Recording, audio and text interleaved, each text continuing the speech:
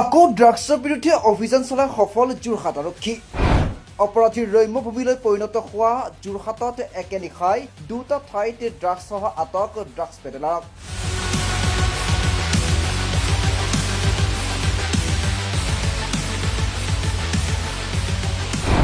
আৰক্ষীয়ে সবল পদক্ষেপ লৈ থকাৰ পাছতো কিয় কমা নাই ড্ৰাগছৰ ৰমৰমে বেহা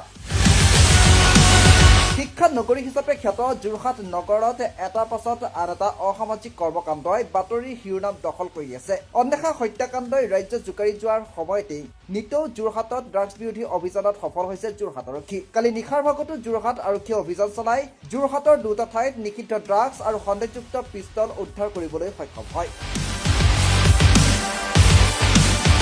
যোৰহাটত নিষিদ্ধ ড্ৰাগছৰ বিৰুদ্ধে আৰক্ষীয়ে অভিযান অব্যাহত থকাৰ মাজতেই যোৰহাট ক্লাব ৰোডৰ পৰা এজন সন্দেহযুক্ত ড্ৰাগছ সৰবৰাহকাৰীক আটক কৰে। গোলাঘাটৰ বাসিন্দা আজাদুৰ ৰহমানৰ পৰা প্ৰায় 8 গ্ৰাম নিষিদ্ধ ড্ৰাগছ জব্দ কৰাৰ লগতে এটা সন্দেহযুক্ত পিষ্টলো উদ্ধাৰ কৰে।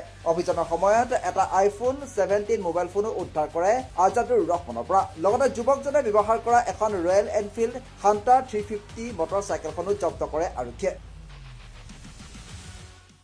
আছিলে আজি একৰ্ডিংলি আমাৰ এটা টিম আমাৰ ডিল কৰা আছিলে আমাৰ আইচি ডিচুবাৰে এটা টিম চেজ কৰিলে। একৰ্ডিংলি আমি চেজ কৰি আহি পেলাই ক্লাব ৰোডত এজন ল'ৰাক আমি নামটো আছিলে তেখেতৰ আজিজুৰ ৰহমান, ঘৰ গোলাঘাটৰ, এজন ল'ৰাক ডিটেইন কৰোঁ আৰু তেওঁৰ পৰা আমি কিছু ড্ৰাগছ, কিছু পইচা, এটা ছাছপেক্টেড পিষ্টল, বহুতখিনি আপত্তিজনক সামগ্ৰী আমি জব্দ কৰিবলৈ সক্ষম হৈছোঁ।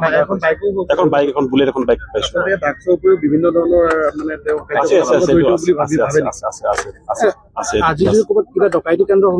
আমি চাম এতিয়া, ভেৰিফাই কৰিম আমি। পিষ্টল এটা পাইছে আপোনাৰ? হয়, আমি ভেৰিফাই কৰিম এতিয়া। আৰু অধিক দামী এটা মোবাইল উদ্ধাৰ কৰিছে। হয়, এটা দামী আইফোন 17। আনহাতে যোৰহাটৰ আন এটা স্থানতো আৰক্ষীয়ে অভিযান চলাই ড্ৰাগছ পেডেলাৰক আটক কৰে। যোৰহাটৰ নেহেৰু পাৰ্ক চাৰিআলিত ড্ৰাগছসহ পেডেলাৰক আটক কৰে যোৰহাট আৰক্ষীয়ে। নিশাৰ ভাগত ড্ৰাগছখিনি লৈ অনাৰ সময়তেই আৰক্ষীয়ে আটক কৰে এই পেডেলাৰটোক। বিগত কেইটামান মাহ ধৰি আৰক্ষীয়ে ড্ৰাগছৰ বিৰুদ্ধে ধাৰাবাহিকভাৱে অভিযান চলাই এটাৰ পাছত আন এটা ড্ৰাগছ পেডেলাৰক আটক কৰিছে যদিও ড্ৰাগছৰ ৰমৰমে ব্যৱসায় চলাই থকাৰ মূল ঘাটিটোক উৎখাত কিয় নকৰে বুলি সচেতন মহলত এতিয়া প্ৰশ্ন উত্থাপন হৈছে।